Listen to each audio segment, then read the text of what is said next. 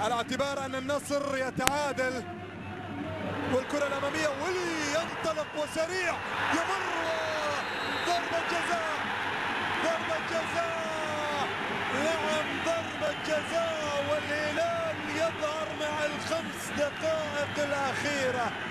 ولي بسرعة، ولي ينطلق بسرعة ويتحصل على الكرة، وبالتالي الإعاقة أتت من حارس المرمى عبد العزيز المرزوقي. نعم ضربة جزاء، ضربة جزاء مستحقة، وبالتالي ضربة جزاء. الهدف الثاني ربما سيكون حاضر.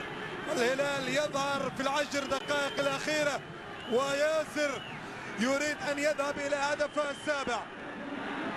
ياسر ربما يسجل من ضربة الجزاء الآن.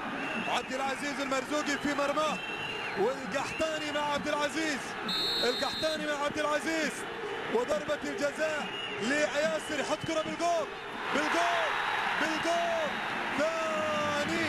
ثاني للهلال، وبالتالي الهلال يظهر في الدقائق العشر الأخيرة من المباراة ويسجل هدفين.